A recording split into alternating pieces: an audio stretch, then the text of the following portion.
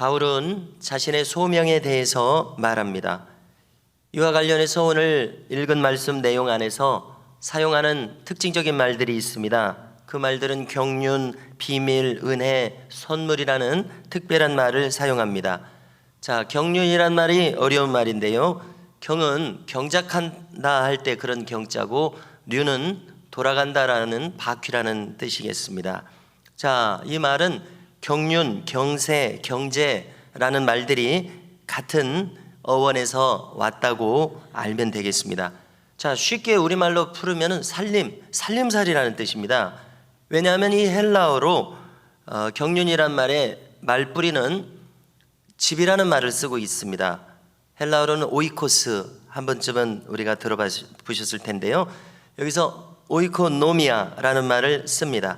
경륜이란 뜻이 오이코노미아라는 말을 쓰는데, 쉽게 말해서 살림살이라는 뜻이라는 얘기죠. 집안 살림, 또 우리 시면 시의 살림, 군이면 군의 살림, 나라면 나라의 살림, 이렇게 말하지 않습니까?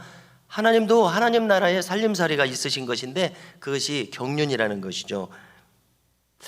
자, 그런데 바울은 자신이 그런 하나님의 특별한 경륜 속에서 이 세상을 이끌어 가시는 하나님의 살림살이, 그 경륜 속에서 사도로 이 사도 바울을 부르셨다는 것을 깨달은 겁니다. 그리고 그 경륜 속에서 자신은 지금 로마의 감옥에 갇혀 있습니다. 그래서 이 서신서들은, 많은 서신서들이 에빌골몬 이렇게 외우게 되더라고요. 신학교에서 이 네 서신은 옥중서신입니다. 이 로마의 감옥에서 이걸 쓰고 있습니다. 예수님의 일을 하느라고 에베소 교인 여러분들과 같은 이방인들에게 복음을 전하는 특별한 경륜 속에서 자기가 이렇게 갇혀 있다는 거예요. 하나님의 역사 속에서 자기가 감옥에 갇혀 있다, 이렇게 지금 이런 것을 깨달은 것이죠. 자, 당연히 복음을 전하면서 바울은 에베소 교회에 3년 동안 머물러 있으면서 누누이 자신이 어떻게 부름받았다는 것을 말했을 것입니다. 우리도 얼마나 자주 말했으면 사도행전의 9장에서 22장에서 26장에서 사도 바울이 다메섹 도상에서 예수님 직접 뵌 것을 생생하게 이야기하는 것을 여러 번 듣습니다. 또 3절을 보니까요, 계시로서 이런 비밀을 알게 하셨다, 이렇게 간략하게 언급합니다. 그래서 지금 무엇인가 간략하게 써서 복음의 대강을 써서 에베소 교인들이 읽도록 했는가 보죠. 아니면은 마가도 바울의 수종자였기 때문에 마가복음 이런 내용을 아마 알게 했을 것입니다. 누가는 또 바울의 동역자 아닙니까? 바울을 보살피면서 따르는 제자 아닙니까? 또 누가복음의 내용도 다 알고 있었겠죠.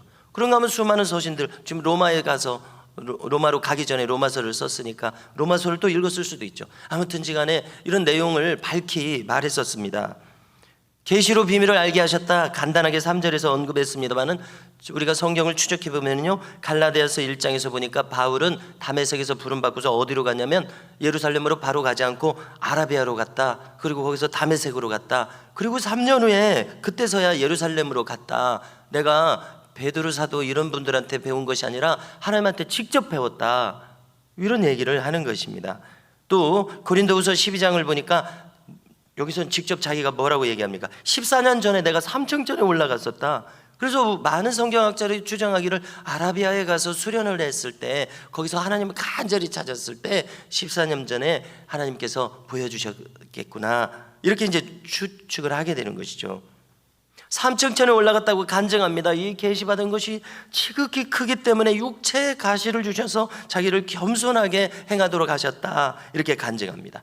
우리가 아시는 대로 바울은 율법과 학문에 능통합니다. 아라비아에서 수련했습니다. 삼층천을 체험하고 목격했습니다. 로마서를 비롯한 여러 서신들을 기록했습니다. 얼마나 바울이 계시적인 사람인지를 이렇게 확실하게 확인할 수 있는 대목들입니다. 그러므로 그는 자신이 그리스도의 비밀을 참으로 깨달았다고 이렇게 강조합니다.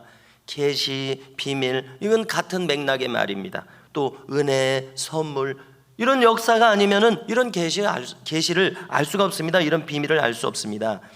자, 가만히 살펴보면은요, 오늘날도 이렇게 하나님께서 특별하게 어떤 사람을 택하셔서 이끄시는 이 계시적인 역사가 곳곳에서 있음을 우리가 간증으로 보고 듣게 됩니다. 자, 그 한 예가 제가 떠올랐는데요, 1990년대부터 지금까지 약 30년이 좀 넘지 않습니까? 베트남 선교에 헌신했던 장요나 선교사라는 분이 있습니다. 우리가 86 아시안 게임이 있었다는 것을 잘 알고 있죠. 그래서 부산이라고 기억을 하는데요. 그 아시아 주 경기장을 이분이 건축업을 하면서 지었다는 거예요. 사장으로서 지었다는 거예요.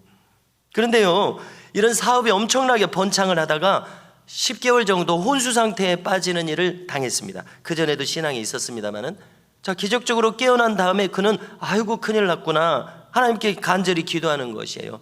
자기를 이렇게 다시 온전케 자기를 살려주시면은 철저하게 순종하겠습니다 하고 소원 기도를 올렸던 것입니다. 그랬더니요, 놀랍게도 고막이 터질 것 같은 하나님의 음성이 들렸다는 겁니다. 뭐라고 음성을 들려주시냐면, 내가 너를 소유하리라, 이제 너의 소원을 갚아라, 이런 음성이 귀가 찢어지도록 들렸다는 겁니다. 자, 그래서 그 결과 어떻게 됐습니까? 30년이 지난 오늘날 그는 베트남에 우리나라 언더우드 선교사가 있었던 것처럼 베트남의 언더우드라는 별칭을 가진 인물이 되었습니다. 무려 여전히 공산국가였음에도 불구하고 300여 곳의 교회를 세웠답니다. 병원을 16곳을 세웠답니다. 초등학교, 중학교, 또 신학교까지 세웠다고 합니다. 여전히 공산국가라 당신은 기독교인이니까 나가시오 추방했다가도 우리나라를 너무 유익하게 해서 당신을 다시 초청합니다 해서 다시 베트남에 입국해서 이 선교 사업을 계속 하도록 베트남 정부에서 그렇게 초청까지 했다고 간증을 합니다. 자, 이런 열매들을 볼 때요, 하나님은 놀랍게도 이 장요나 선교사라는 분에게 주신 이 특별 계시가, 너는 소원을 갚아라, 내가 너를 소유하리라, 이런 특별하게 하나님이 부르신 것이 사실인 것이 열매로서 증명이 되고 있습니다. 그렇지 않습니까? 바울도 열매로서 증명이 된 것처럼요. 자, 그야말로 좀 이렇게 하나님이 들리게 말씀하시는 분은 하나님의 주권적인 특별한 경륜이 아닐 수가 없습니다. 그 하나님 하시는 일을 우리가 다 어떻게 헤아릴 수가 있겠습니까? 자, 그래서 이 모든 이렇게 이루시는 일들에 대해서 우리가 5절을 보면은요, 이 그리스도의 비밀을 성령의 역사하심으로써 사도와 선지자들에게 보여주셨다, 나타내 보여주셨다, 이렇게 얘기합니다. 그런데 바울이 꼬집어 말하는 것은 그러나 다른 세대들에게는 말하지 않았다, 이렇게 이야기를 합니다. 무슨 얘기입니까? 예수님 오신 것을 목격하고 경험한 사람들은 2000년의 신약시대에 그 이스라엘에 살았던 사람들입니다. 그 전에 수천 년 동안 아브라함 이래로 사람들은 예수님 만날 수가 없었어요. 사도와 선지자들이 그것을 보고 이사야 선지자, 예레미야 선지자 전하기만 했지 예수님을 직접 만날 수가 없었어요. 그런데 사도 바울의 시대에는 뿐만 아니라 오늘날 우리들도 이 특별한 하나님의 계시, 예수님을 알게 하시는 계시를 직접 주셨다는 것입니다. 그래서 참 놀랍습니다. 생각하면 놀라운 일이에요. 그렇게 선지자들이 알고 싶었고 보고 싶었던 예수님을 우리는 이 성경을 통해서, 신약의 여러 가지 역사를 통해서 직접 보고 들을 수 있습니다. 그래서 내가 마음만 열면 예수님 어떻게 역사하셨는지 다 보고 들을 수가 있어요. 얼마나 이게 놀랍느냐는 것입니다. 사도 바울 얘기가요. 그렇습니다. 하나님의 특별한 시간이 있습니다.